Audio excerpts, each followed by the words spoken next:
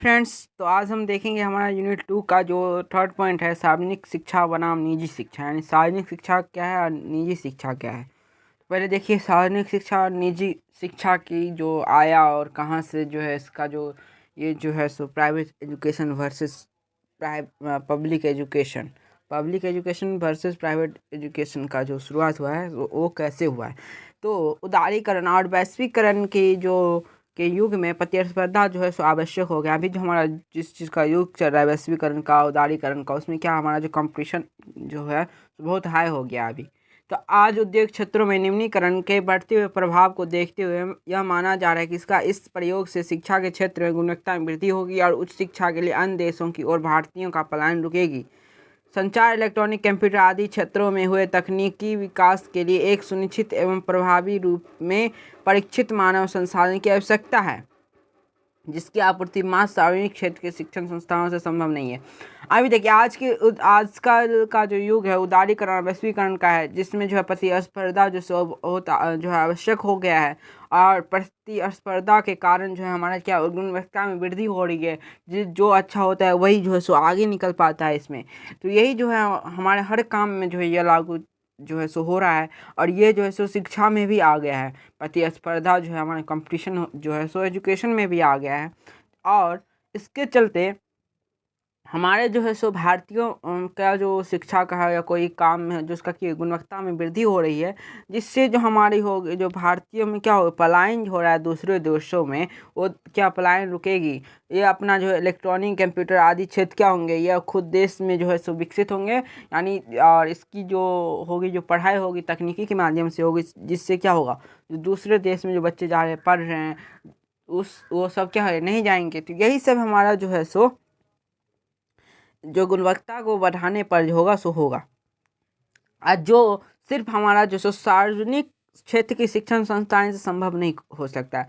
सार्वजनिक शिक्षण संस्थाएं वो होती हैं जहाँ पे आप जैसे कह सकते हो सरकारी विद्यालय, महाविद्यालय, जिसमें सभी बच्चे को समान वैल्यू दी जाती है। सभी बच्चे पढ़ सकते हैं, चाहे आर्थिक रूप से कमज़ोर हो या आर्थिक रूप से मजबूत हो, जैसा भी हो। कोई किसी न कोई धर्म पर को नहीं भेदभाव किया जाता है, न कोई जाति पर, कोई नहीं, सब समान प्रकार से आके पढ़ते हैं। और निजी शिक्षा वो होता है जिसमें जो कोई जिसमें प्राइवेट स्कूल आप कह सकते हो निजी शिक्षा के अंतर्गत आता है, जिसमें कोई एक व्यक्ति जो होता है सो सिर्फ वो व्यक्ति के पर चलता है। वो अगर व्यक्ति चला रहा है जिस प्रकार से चलाता है, जो रूल लाता है, तो उस स्कूल पे सिर्फ उस पे जो है सो उस संस्था पे सिर्फ लागू होता है। यानी जो वो अपना जो है ना निजी यानी प्राइवेट एजुकेशन में आप जो देख लो, कोई अपना ट्यूशन चला रहा है, कोई कोचिंग इंस्टीट्यूट चलाता है, तो वो सब क्या हमारे निजी शिक्षा हो गए। वो अपने मन से फीस तय करता है, अपने मन से जो बच्चों से फीस लेता है। उसमें क्या होता है गरीब बच्चे नहीं जाके पढ़ पाते हैं, उनसे आर्थिक रूप से जो मजबूत होते हैं वही जाके उसमें पढ़ते हैं। तो ये सब हमारा निजी शिक्षा हुआ।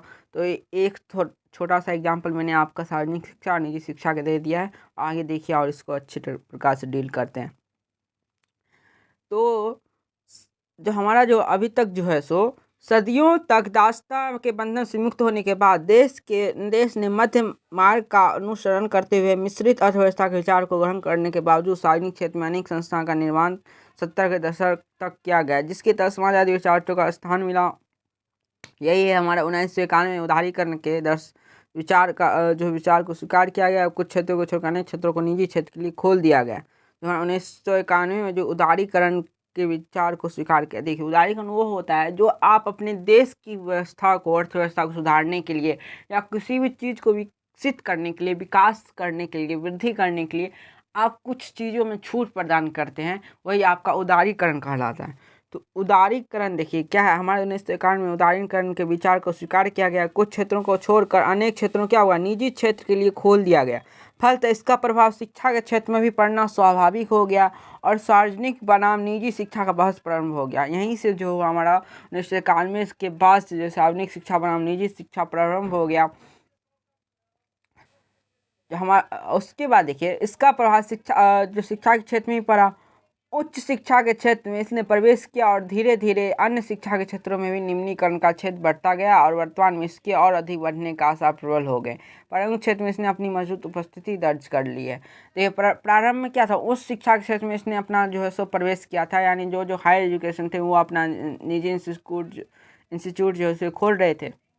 लेकिन धीरे धीरे क्या हो गया, अब जो है सो उनका क्षेत्र बढ़ता गया। अब जो हमारा जो प्रारंभिक शिक्षा है उसमें भी आप ये आ रहे हैं, तो प्रारंभिक शिक्षा में जो हमारा जो अभी चल रहा है तो उसमें भी क्या अपना जो मजबूत स्थिति जो है सो कायम कर ली है, दर्ज कर ली है। सार्वजनिक शिक्षा के क्षेत्र में सरकार के स्वामित्व या सरकार से सहायता प्राप्त तथा निजी स्वामित्व वाले स्कूल शामिल है। और सार्वजनिक शिक्षा के क्षेत्र में क्या है, सरकार के स्वामित्व या सरकार से सहायता प्राप्त तथा निजी स्वामित्व वाले स्कूल शामिल है। देखिए यहाँ पे गौर करने वाली बात है, जो सार्वजनिक शिक्षा के क्षेत्र में क्या है हमारा, सरकार के स्वामित्व या सरकार के सहायता से चलने वाले तथा निजी स्वामित्व वाले स्कूल शामिल है। सरकारी स्कूल वास्तव में अधिक से अधिक लोगों को शिक्षा उपलब्ध कराने को सराहनीय कार्य कर रहा है। निजी शिक्षा के अंतर्गत निजी विद्यालय को निजी क्षेत्रों द्वारा संपूर्ण व्यावसायिक आधार पर चलाए जाते हैं। हमारा निजी शिक्षा किसके आधार पर चलाया जाता है, व्यावसायिक आधार पर, यानी सिर्फ बिजनेस के लिए, संपूर्ण व्यावसायिक आधार यानी सिर्फ बिजनेस के लिए चलाया जाता है। इन्हें पब्लिक स्कूल कहा जाता है, जिन्हें आप पब्लिक स्कूल कहते हैं, जो सिर्फ बिजनेस के लिए चलाया जाता है, अपनी फायदा के लिए। निजी क्षेत्र के इन गतिविधियों में धार्मिक संस्थाएं न्याय भी जो है सो संलग्न है। जो हमारी धार्मिक संस्थाएं वो भी सब भी जो है इसमें सम्मिलित है, जिन्हें किसी प्रकार का सरकारी अनुदान नहीं मिलता है।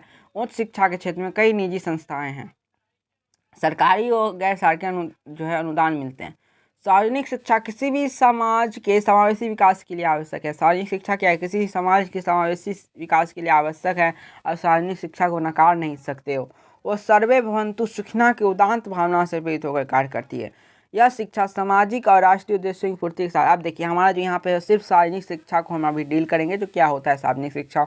तो सार्वजनिक शिक्षा जो है किसी भी समाज के समावेशी विकास के लिए आवश्यक है। वो सर्वे भवन्तु सुखिनः, जो हमारे इसके सभी के लिए, जो सबका भलाई हो उसके तौर पे चलता है, उदात्त भावना से प्रेरित होकर कार्य करती है। यह शिक्षा सामाजिक और राष्ट्रीय उद्देश्यों की पूर्ति के साथ साथ एक न्याय संगत, माननीय और दीर्घकालीन विकास की पूर्ति करते हैं। यह एक जो है सो न्याय संगत, सबके लिए न्याय करता है, और दीर्घकालीन विकास के उद्देश्य के लिए, जो हमारा फ्यूचर के लिए कार्य करता हो, हमारे देश के फ्यूचर के लिए, जो आगे जाके देश जो होगा सो किस प्रकार विकास करेगा, वो अभी ये काम करता है।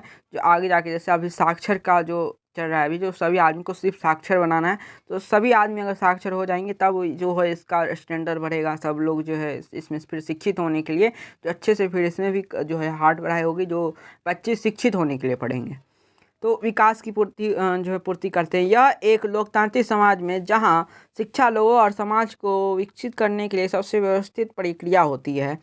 सार्वजनिक शिक्षा समाज और लोकतंत्र के लिए बुनियादी मुद्दा हो जाती है। क्या है, सार्वजनिक शिक्षा जो है समाज और लोकतंत्र के लिए क्या होती है, बुनियादी मुद्दा हो जाती है। आर्थिक उद्देश्य सार्वजनिक शिक्षा का अभिन्न अंग है। आर्थिक उद्देश्य क्या है, सार्वजनिक शिक्षा का अभिन्न अंग है। परंतु यदि आर्थिक उद्देश्य पर ही लगातार बल दिया जाता रहेगा और इस तरह अन्य उद्देश्यों और पाठ्यचर्या को सीमित कर दिया जाएगा, तो इसमें सार्वजनिक शिक्षा कमजोर रहेगी। देखिए आप क्या है, सार्वजनिक शिक्षा जो है सो आर्थिक उद्देश्य पर ज़्यादा बल देता है, लेकिन अगर आर्थिक उद्देश्य पे ही हमेशा बल दिया जाएगा तो इसका क्या होगा, पाठचर्या सीमित हो जाएंगे, और इसका उद्देश्य भी क्या होगा, सीमित हो जाएगा, सिर्फ एक ही प्रकार पे फोकस कर पाएगा, तो इसमें क्या होगी, सार्वजनिक शिक्षा जो है कमज़ोर हो जाएगी।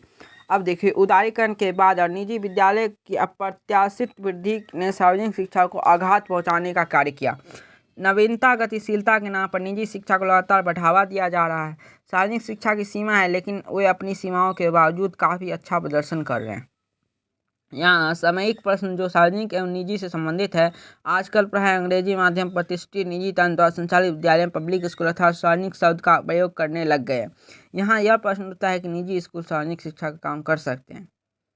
राजनीतिक तौर पर तो देखिए तो दो निम्न बुनियादी शर्तों पर पूरी निजी क्षेत्र में सार्वजनिक शिक्षा काफ़ी करीब होगा। अब देखिए यहाँ पर जो है हमारा जो अभी निजी एजुकेशन, प्राइवेट एजुकेशन सब जो है सो भी सार्वजनिक का प्रयोग कर रहा है शब्द का, तो उसमें जो है सो ये जो निजी क्षेत्र जो होंगे ना सार्वजनिक शिक्षा में काफ़ी करीब होंगे सिर्फ दो प्रकार से। तो पहला, वो सार्वजनिक हित के लिए तैयार पाठ्यचर्या को स्वीकार और लागू करें। वो तभी जो करेंगे जो अपनी लाभ यानी अपना प्रॉफिट छोड़ के वो देश के लिए काम करे, सार्वजनिक तौर पे काम करे, उस तरह प्रकार से पाठ्यचर्या का निर्माण करे। दूसरा, वो सबको समान तौर पर उपलब्ध रहे, फिर चाहे कोई भी किसी सामाजिक आर्थिक स्थिति का क्यों ना हो। अब देखिए इसमें जो कहा गया, जो अभी भी जो है सो सार्वजनिक जो हमारे जो पब्लिक स्कूल हैं वो सब भी अपना सार्वजनिक वर्ड का यूज़ करने लगे हैं। तो इनमें जो है ना सिर्फ आप सार्वजनिक कह देते हो उससे नहीं चलता है, आपको जो है ना आपको उस प्रकार से काम भी करना पड़ेगा। तो इसमें ये बोला जा रहा है, जो देखिए ये सवाल उठने लगा है, जो क्या निजी स्कूल जो है, निजी स्कूल क्या सार्वजनिक शिक्षा काम कर रहे हैं?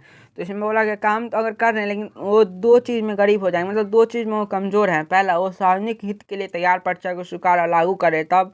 दूसरा, वो सबके समान और तौर पर उपलब्ध रहे, सबको समान तौर पर, ये ना जो फीस भरे उसके लिए ही।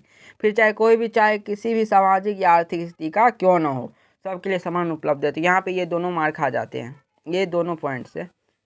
परंतु निजी स्कूल जो है हमारे निजी स्कूल दूसरी शर्त पर पूरा नहीं कर सकते, क्योंकि यदि वे अपने खर्चे विद्यार्थी के माध्यम से निकालने का इरादा रखते हैं तो आर्थिक रूप से कमजोर बच्चे इस शिक्षा से वंचित रह जाएंगे। इसी तरह सार्वजनिक वित्तीय सहायता प्राप्त निजी विद्यालय का विचार सामने आया है, जिससे वे सार्वजनिक शिक्षा देने से बात करते हैं।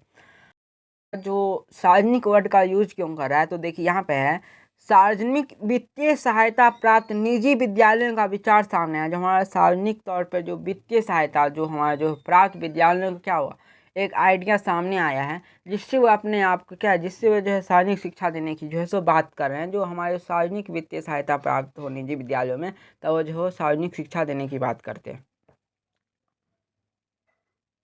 उसके बाद देखिए, वैसे हमारे देश में सार्वजनिक भावना से प्रेरित कई निजी विद्यालय मिल सकते हैं। इनमें से कुछ को राज्य की ओर और से और कुछ को जो हमारे लोकोपकारी जो वित्तीय सहायता मिली हो सकती है। देखिए जो हमारे सहायता करते हैं वो, और राज्य की ओर से जो कुछ सहायता मिलती है, ऐसे विद्यालय कोशिश करते हैं तो उक्त दोनों शर्त पूरा हो जाए। लेकिन इस प्रकार के संस्थाएं काफ़ी कम है। अधिकतम निजी संस्थाएं सबको समान रूप से प्रवेश नहीं दे पाते हैं।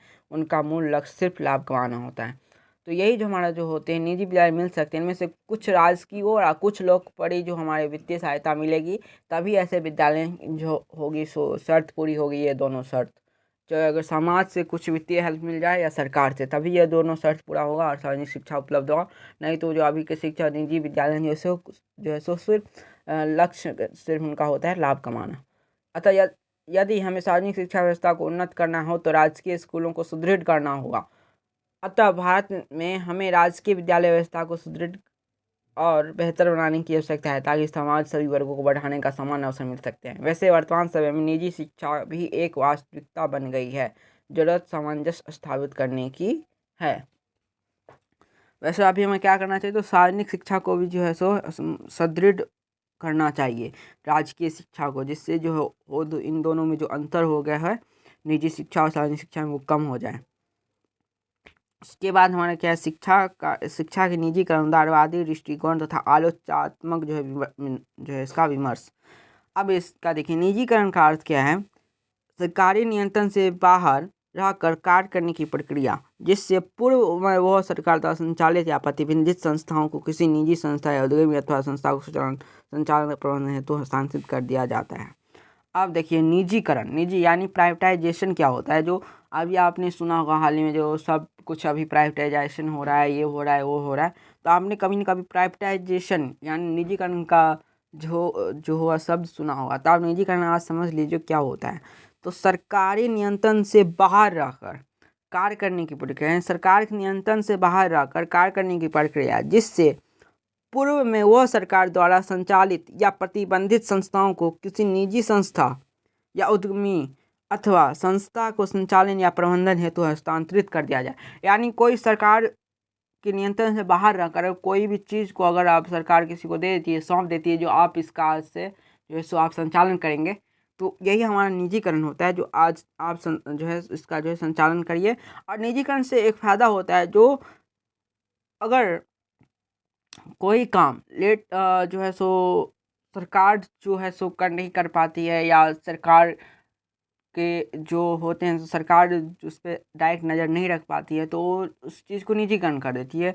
जिससे क्या होता है, वो आगे और फूलता है, क्योंकि जो निजीकरण होगा वो कंपनी अपना भलाई देखेगा और सरकार के नज़रों में जो है सो ऊंचा उठा होगा, जो और मुझे जो है सो आप काम दे सकते हो और चीज़ों को आप दे सकते हो, क्योंकि मैं इतना उसका जो है सो अच्छा भलाई कर रहा हूँ, उसको जो है सो अच्छे से मेंटेन कर रहा हूँ कोई भी चीज़ को। तो वो मेंटेन करता है, क्योंकि हम अभी जो है कंपटीशन की दुनिया है। अगर कोई सरकार किसी एक चीज़ को एक वस्तु प्रदान करती है, कोई रेलवे स्टेशन ही मान के चल लीजिए, और किसी एक बिजनेसमैन को देगी, वो बिजनेसमैन तो और चाहेगा और रेलवे स्टेशन हमारे अंदर आ जाए, और वो तो क्या करेगा, पहला रेलवे स्टेशन को अच्छे से साफ करेगा, अच्छे से बढ़िया तरीके से इसको रखेगा, मेंटेन में रखेगा, साफ सुथरा जैसे भी हो, अपने सारे कर्मचारियों से जो काम कराएगा। तो यही हमारा होता है जो प्राइवेटाइजेशन क्या होता है, जो सरकार जो क्या चाहेगा, जो हमारे रेलवे स्टेशन है जैसे सरकार की नज़र में अपने रेलवे स्टेशन साफ रखे। बहुत सारे आते हैं, और कोई दूसरा बिजनेसमैन चाहेगा जो हमारे रेलवे स्टेशन ज़्यादा साफ रहे। अब यही जो प्राइवेटाइजेशन जो आता है ना, तो वो क्या लाता है, वो आपका जो है सो कंपटीशन, प्रतिस्पर्धा लाता है। प्रतिस्पर्धा के कारण जो होते हैं सो हमारी गुणवत्ता में वृद्धि आती है। तो एक प्राइवेटाइजेशन एक हद तक ठीक भी है, और एक हद तक जो है सो इसका आलोचन भी हुआ है। सो देखिए किस प्रकार से होता है। तो पहले हमारा जो निजीकरण है, तो निजीकरण आप समझ लीजिए, सरकार से नियंत्रण से बाहर रहकर कोई कार्य करता है, वो सरकार द्वारा संचालित या प्रतिबंधित संस्थाओं को किसी निजी संस्था या उद्यमी अथवा किसी के हाथ में सौंप दिया जाता है उसका कार्यभार। ये समझ लीजिए ये निजीकरण हुआ।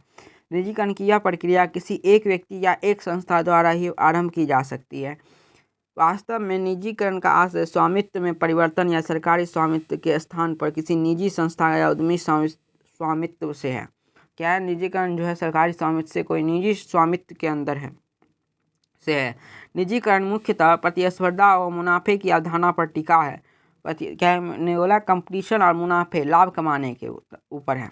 1991 में नई आर्थिक नीति में निजीकरण के माध्यम से मुनाफे के इस भाव को शिक्षा के क्षेत्र में क्या है भी ला दिया गया है, जिससे शिक्षा में निजी निवेश को बढ़ावा मिला है एवं शिक्षा एक लाभकारी बाजार के रूप में विकसित। जैसे कि आप देख ही रहे होंगे, जो अभी हमारे जो है सो निजीकरण, एजुकेशन में निजीकरण आ गया है।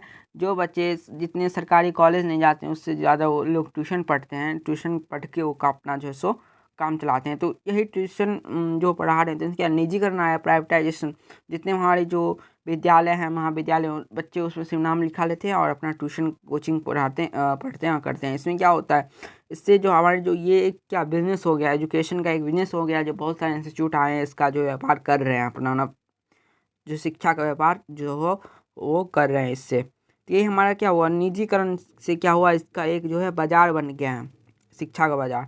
नई शिक्षा नीति 1986 के आरंभ से शिक्षा में निजीकरण प्रवेश का संकेत मिलने लगा था।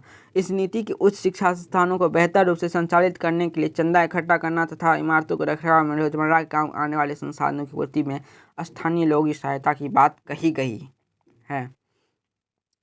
उसके बाद देखिए हमारा ये सब जो है पैटर्न रिपोर्ट जारी हुआ। आर्थिक संसाधन कमी देखते हुए शिक्षा का आने वाले खर्च का एक बड़ा हिस्सा विभाग पर डाला जाए।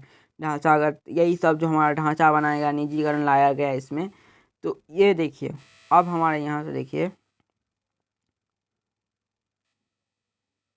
शिक्षा के क्षेत्र में निजीकरण से तात्पर्य ऐसी संस्था से होता है जो स्वतंत्र रूप से शिक्षण कार्यों को संपन्न करती है। ऐसी संस्थाओं के कार्य पर सरकार का हस्तक्षेप नहीं होता है। केवल सरकार उन्हें सहायता के तौर पर अनुदान प्रदान कर सकती है, परंतु इसकी नीतियां का निर्धारण नहीं कर सकती है। अतः शिक्षा में निजीकरण यदि सार्थक तरीके से व नैतिकता के मुद्दों को ध्यान में रखकर किया जाए तो यह जो है सो देश हित में शिक्षा के विकास में मददगार होगा। ये हमारा था, शिक्षा में अगर निजीकरण हो जाए तो किस प्रकार से हो सकता है। तो यही हमारा था। तो हमारा देखिए चौथा पॉइंट जो है अभी वंचित एवं उपेक्षित वर्ग के लिए शिक्षा। तो हमारा संविधान सामाजिक न्याय की बात करता है। शिक्षा वो साधन है जिसके माध्यम से व्यक्ति सामाजिक परिवर्तन लाते हैं। ठीक, भारतीय समाज में हाशिए पर रहा एक वर्ग अनुसूचित जाति, अनुसूचित जनजाति, जो भौगोलिक रूप से जो है सो अलग थलग तथा कथित व्यवस्थित मुख्य धारा सभ्य समाज से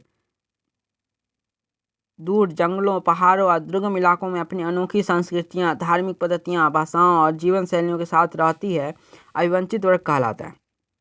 अब यहाँ पे देखिए कितना क्या सब है। तो ये हमारा संविधान जो है सो सामाजिक न्याय की बात करता है, यानी सभी के लिए एक समान न्याय हो, किसी के साथ किसी भी आधार पर भेदभाव न हो।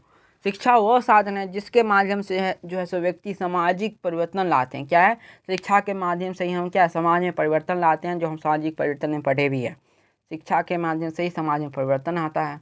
भारतीय समाज में हाशिए जो हमारा जो अनुसूचित जाति, अनुसूचित जनजातियाँ जो हाशिए समाज हैं, भौगोलिक रूप से क्या अलग थलग रहते हैं, कथित रहते हैं, व्यवस्थित मुख्य धारा सभ्य समाज से दूर जंगलों में, पहाड़ों, दुर्गम इलाकों, अपनी अनोखी संस्कृतियों, धार्मिक पद्धतियों, भाषाओं और जीवन शैलियों के साथ रहती है। तो यही क्या होती है, हमारा जो है अभिवंचित वर्ग कहलाता है। अभिवंचित वर्ग जो है आप क्या कहते हैं, जो हमारी जनजातियां हैं, जो पिछड़ी हुई जनजातियां जो हमारे अलग थलग मुख्य धारा सब समाज से अलग रहते हैं, बिना जो है अपनी जो संस्कृति, जिसकी धार्मिक पद्धति, भाषा, जीवन शैली जो अलग है, वही हमारा अभिवंचित वर्ग कहलाता है। जहाँ एक और इन वर्गों का जीवन भारतीय समाज के अन्य सामाजिक वर्गों से भिन्न है, वही इनके जीवन के आसपास की प्रगति के साथ अनोखी जो है समकालिकता भी है।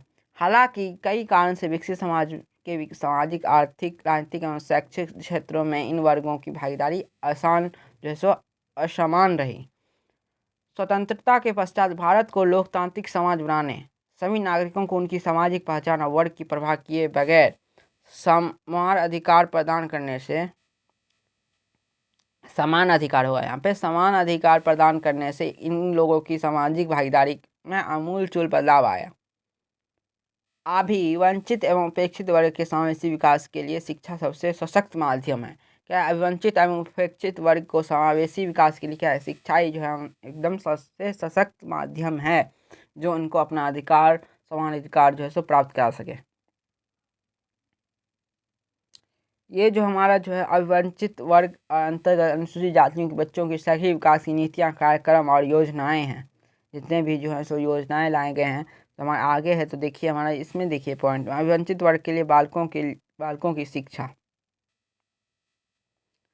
पहले ये थोड़ा हम देख लेंगे, उसके बाद आगे चलेंगे। तो देखिए, देश में स्वाधीनता के बाद शिक्षा के क्षेत्र में उत्तरोत्तर विकास किया है, लेकिन हम जो है आशातीत सफलता प्राप्त नहीं कर सका है। वर्तमान समय में सभी बच्चों को विद्यालय में नामांकन, विद्यालय ठहराव एवं गुणवत्ता शिक्षा प्रदान करना इत्यादि प्रमुख है। अविवंचित एवं इस वर्ग के अधिकांश बच्चे उच्च प्राथमिक शिक्षा पहुँचते पहुँचे विद्यालय छोड़ देते हैं।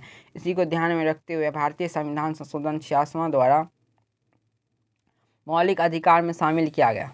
शिक्षा क्या हुआ, मौलिक अधिकार में शामिल किया गया। भारतीय संविधान के संशोधन 86 यानी 86वां संशोधन में मौलिक अधिकार को, जो शिक्षा में को क्या मौलिक अधिकार बना दिया गया। 7 राष्ट्रीय स्तर पर शिक्षा का अधिकार अधिनियम 2009 को लागू किया गया। RT 2009 जो लागू हुआ, सो इन्हीं के संशोधन में इसी प्राप्ति के लिए सभी स्तर पर सबों की भूमिकाएं और उत्तरदायित्व का उल्लेखित किया गया। आज हम राष्ट्रीय स्तर पर माध्यमिक शिक्षा की सार्वभौमिकता के लक्ष्य की ओर बढ़ रहे हैं, लेकिन अविवंचित एवं उपेक्षित वर्ग के लिए शिक्षा आज भी एक चुनौती बनी हुई है। भारतीय विविधता का एकता एक देश है, इसे संस्कृति, सामाजिक, आर्थिक, भाषाई विविधता स्पष्ट रूप में दिखाई देता है। जब हम सबके लिए शिक्षा की बात करें तो हमें अविवंचित और उपेक्षित वर्ग जो सामाजिक रूप से पिछड़े हैं, उनकी आवश्यकताओं और चुनौतियों को ध्यान में रखना होगा। इन तथ्यों को ध्यान में रखकर राष्ट्रीय शैक्षिक अनुसंधान और परीक्षण परिषद के विशेष आवश्यकता समूह शिक्षा जो है शिक्षा में गुणवत्ता सुधार हेतु शिक्षक के लिए परीक्षण सामग्री तैयार करने का निश्चय किया है, जिससे देश के सभी प्रदेशों में कार्यरत शिक्षक इस समस्या का निदान कर सकें। आज भी अनुसूचित जाति की प्रारंभिक शिक्षा स्तर अन्य बच्चों की तुलना में काफ़ी कम है। राष्ट्रीय पाठ्यक्रम की रूपरेखा 2005 में विशेष रूप से कहा गया है कि शिक्षा के प्रमुख उद्देश्य के रूप में बच्चों को अपने जीवन को सकारात्मक बनाने, अपनी क्षमताओं को पूर्ण विकास करने, स्वयं के अधिकारों को, उसके उद्देश्यों को चिन्हित, परिभाषित और धारण करने के साथ साथ दूसरे के अधिकारों को भी समान महत्व देने का विचार आज भी प्रासंगिक है। अतः यह पाया गया है कि सामाजिक रूप से पिछड़े वर्ग के बच्चे जैसे अनुसूचित जाति, अनुसूचित जनजाति। अब देखिए हमारा जो इसकी जो अविवंचित वर्ग हैं, जो पिछड़े जाति हैं, उन सबको भी क्या शिक्षा के माध्यम से जो है सो हम सशक्त बनाएंगे। तो इसमें जो है हम जो है किस प्रकार से उन सब के लिए शिक्षा प्रारंभ करेंगे, व्यवस्थित करेंगे, ये सब सारे इसमें पॉइंट में दिए गए हैं और क्या सब भारत सरकार द्वारा किया गया है। देखिए, अवंचित वर्ग के बालकों की शिक्षा। वंचित से तात्पर्य क्या है, विहीन, रहित होना। जब कोई व्यक्ति किसी सुविधा से रहित, विहीन हो जाता है तो वो उस सुविधा से वंचित कहलाएगा। जब व्यक्ति अपनी किसी अनिवार्य और आवश्यकता या सुविधा से वंचित होता है तब उसमें असंतोष जन्म ले लेता है। हमारे देश भारत में सामाजिक, संस्कृति का आर्थिक दृष्टि से निम्न स्तर की जाते हैं, इसलिए कहा जाता है क्योंकि ये उच्च सामाजिक स्तर जो हमारे जो है सो संस्कृति और सामान्य आर्थिक स्थिति में वंचित है। इस दृष्टि से इस वर्ग में मुख्य रूप से अनुसूचित जातियाँ, अनुसूचित जनजातियाँ ही आती हैं हमारे देश में। इसमें कहा गया जो वंचित अभिहीन, जैसे हमने फर्स्ट क्लास लिया उसमें भी हमने जो है सो देखा था, जो हमारा जो S1 का यूनिट 1 था, जो वंचित वर्ग क्या है, उसमें असंतोष कैसे पैदा होता है, वही सब चीज़ इसमें लिखा हुआ है। तो हमारे देश में अभी तक मंद बुद्धि एवं विकलांग बालकों की शिक्षा की भी समुचित व्यवस्था नहीं की जा सकी है। देश में क्या मंदबुद्धि और विकलांग बालकों की जो क्या समुचित व्यवस्था नहीं की जा सकी। जो हमारे मंदबुद्धि के बालक हैं और जितने विकलांग बालक हैं उन सब के लिए क्या है, एक अच्छे से व्यवस्था नहीं हो पाई है देश में। शैक्षिक दृष्टि से इन्हें भी वंचित वर्ग में रखा जाता है। अल्पसंख्यक को भी वंचित, पिछड़े एवं कमजोर वर्ग में सम्मिलित कर लिया गया है। वंचित बालकों की श्रेणी में निम्नलिखित लोग आते हैं। अब देखिए वंचित में कौन कौन से वर्ग आते हैं। तो पहला हमारा है अनुसूचित जाति एवं अनुसूचित जनजाति के बच्चे, पिछड़े वर्ग के, पिछड़े क्षेत्र के बच्चे, बालिकाएं आते हैं, मंदबुद्धि के, मंदबुद्धि एवं विकलांग बच्चे, पाँचवा अल्पसंख्यक वर्ग के बच्चे। ये सब क्या होते हैं, हमारे वंचित वर्ग कहलाता है। ये जो 5 वर्ग, जो हमारा 5 पॉइंट है, जिसमें जो सारे क्या है, वंचित वर्ग में आते हैं। भारत में वंचित वर्ग की शिक्षा देखिए किस प्रकार है। भारत में वंचित वर्ग के बच्चों की शिक्षा की समुचित व्यवस्था करने के लिए कई प्रयास किए जा रहे हैं, जिनका वर्णन इस प्रकार है। पहला, अनुसूचित जातियां तथा अनुसूचित जनजातियां के बच्चों की शिक्षा। भारत के अनुसूचित जाति और जनजातियां पूरे देश में फैली हैं। इनकी जनसंख्या भारत की कुल जनसंख्या क्रमशः लगभग 23% और 7% है। इस प्रकार इस वर्ग में लगभग 30% भारतीय आते हैं और भारतीय संविधान के इनके सामाजिक, आर्थिक और शैक्षिक हितों की रक्षा हेतु तो अनेक जो है प्रावधान किए हैं। संविधान के अनुच्छेद 46 में यह व्यवस्था की गई है। आप देखिए ध्यान से सुनिएगा सारे अनुच्छेद को। भारत संविधान के अनुच्छेद 46 यानी 46 में यह व्यवस्था की गई है कि राज्य जनता के कमजोर वर्गों विशेषतः अनुसूचित जातियों और जनजातियों की शिक्षा तथा धर्म संबंधित हितों की विशेष सावधानी से उन्नति करेगा और सामाजिक न्याय और सामाजिक अन्याय और सब प्रकार के शोषण से संरक्षण करेगा। पहला, इस वर्ग के बच्चों की शिक्षा से संबंध में सुझाव देने के लिए सर्वप्रथम 1960 ईस्वी में UN देवार की अध्यक्षता में एक कमीशन का गठन किया गया था, जिसे डेवर कमीशन कहते थे। यूनियन जो है ढेवर के अध्यक्षता में एक कमीशन का गठन किया गया था, जिसे ढेवर कमीशन कहते हैं। इस कमीशन ने अनुसूचित जाति एवं जनजातियों के बच्चों की निःशुल्क पाठ्य पुस्तकें, बी लेखन सामग्री, सी वस्त्र और डी व मध्याह्न भोजन की व्यवस्था का भी सुझाव दिया था। क्या सब सुझाव दिया था? निःशुल्क पाठ्य पुस्तकें, लेखन सामग्री, वस्त्र और मध्याह्न भोजन की व्यवस्था का भी सुझाव दिया था। दूसरा, कोठारी कमीशन 1964 से 1966 में ने इस वर्ग की शिक्षा पर थोड़े विस्तार में सुझाव दिए थे, जिनमें ये हैं डेवर कमीशन के सुझावों के पालन के साथ साथ भी कबीलों के बच्चों की शिक्षा व्यवस्था करना। और तीसरा, आदिवासी क्षेत्र में आवासीय एवं निःशुल्क आश्रम स्कूल खोलने पर विशेष बल दिया गया था।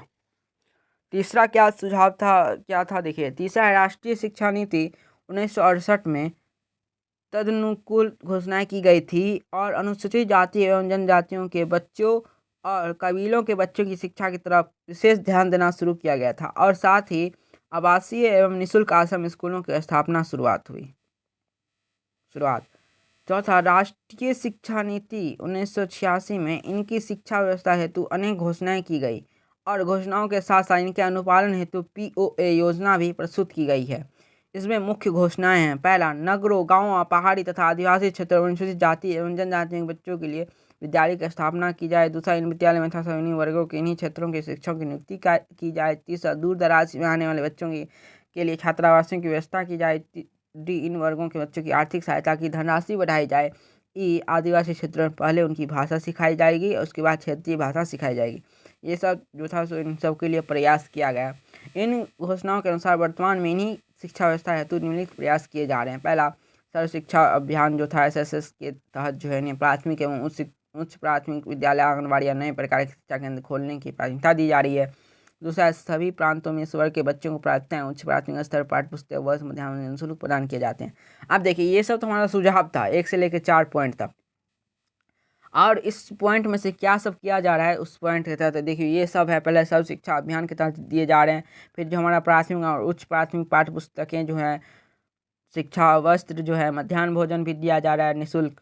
तीसरा, इनके लिए छात्रावास का निर्माण किया जा रहा है। चौथा, माध्यमिक एवं उच्च स्तर और छात्रों के लिए विशेष छात्रवृत्ति की व्यवस्था की गई है। पाँचवा, विश्वविद्यालय अनुदान UGC में इन वर्गों के छात्राओं की उच्च शिक्षा हेतु बड़ी संख्या में जूनियर और सीनियर जो फेलोशिप दे रहा है।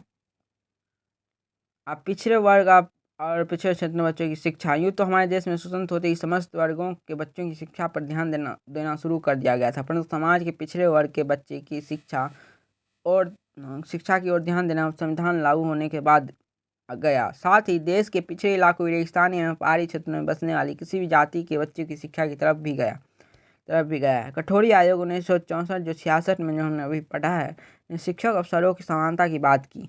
इस संदर्भ में राष्ट्रीय शिक्षा नीति 1986 ने इस वर्ग के आने वाले बच्चों की शिक्षा व्यवस्था है तो अनेक घोषणाएं की और साथ ही उन्हें क्रियान्वयन के लिए कार्य योजना की घोषित की गई। इस नीति के इनकी शिक्षा के संदर्भ में कई घोषणाएं या मुख्य घोषणाएं निम्नलिखित। पहला, पिछड़े वर्ग एवं पिछड़े क्षेत्रों के बच्चों की शिक्षा पर विशेष ध्यान दिया जाए। दूसरा, देश में रेगिस्तानी, पहाड़ी, जंगली क्षेत्रों में जो है सो अधिक स्कूल खोले जाएं। तीसरा, पिछड़े वर्ग में बच्चों को आर्थिक सहायता जारी रहेगी, साथ ही इन्हें छात्रवृत्तियाँ जो है भी दी जाए। ये सब हमारा घोषणा किया गया था।